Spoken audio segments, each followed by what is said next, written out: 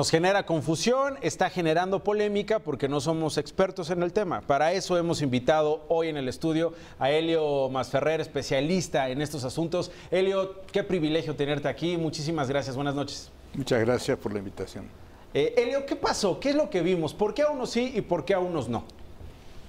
En definitiva, pesarle la mano es un símbolo de cierta pleitesía.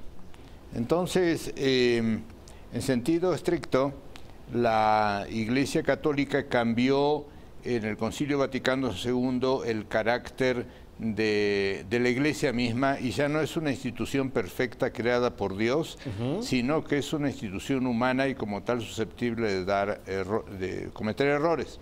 Entonces, la relación que tiene Francisco con los laicos... ¿Es como de iguales, puede ser, Helio? Que son los que no deja que le besen la mano. Es una relación, podríamos decir, entre adultos. Ok. ¿Horizontal es posible eso? En cambio, con los curas, monjas y staff, es una relación filial. Entonces, nosotros investigamos, cuando vino Juan Pablo II, el 25% de los mexicanos decía que el Papa hacía milagros, ¿no? Y se le da todo un trato sacralizado al Papa. Entonces, esto de besar la mano no es parte de la pleitesía, como si fuera alguien con una naturaleza sagrada. Ahora, si te entiendo, Helio, entonces el planteamiento es, con los feligreses, podemos decirlo así, la relación busca ser horizontal, es un Papa que apela a una personalidad que no es perfecta, no es un papa que hace milagros, es un jerarca que sí le da valor a los símbolos, pero no permite que le rindan pleitesía. Un papa que vive en un hotel, un papa que se transporta de un lugar a otro en un coche austero, un papa que tiene un discurso distinto. Va con su portafolio. Va con su portafolio, ¿no? Es bastante, digamos, improvisa, etcétera. La relación se vuelve vertical cuando estamos hablando de integrantes de la jerarquía católica, ¿es correcto? Correcto, porque a ese nivel es una monarquía teocrática absoluta. Absoluta. Ahora, este anillo del pescador, ¿por qué se le llama anillo del pescador? ¿Quién se lo dio al Papa? ¿Y de dónde salió el anillo del pescador? Es una larga tradición de la Iglesia Católica y se refiere, en resumen, sería al anillo del pescador de almas y le confiere el carácter de vicario de Cristo. Hay que acordarse cuando Cristo sale al mar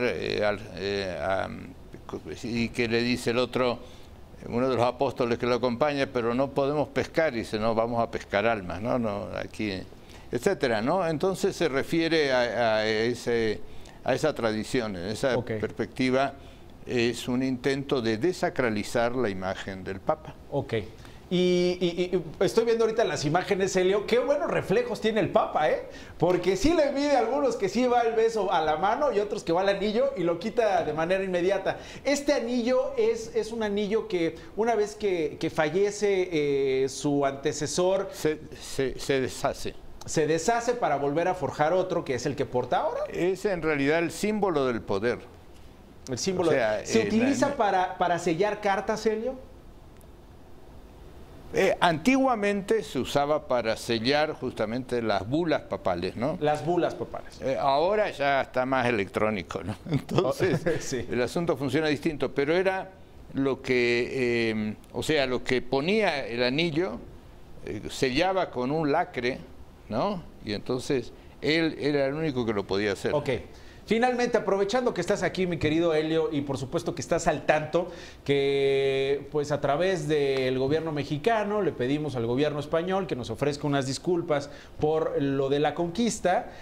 También el gobierno mexicano apelaba a que el Papa Francisco se disculpe por haber expulsado de la iglesia, por haber, digamos, tratado como trató a Miguel Hidalgo, dice el presidente López Obrador, padre de la patria, José María Morelos y Pavón, cosa de lo cual tendría que disculparse el Papa Francisco. ¿Qué opinas de eso, Helio?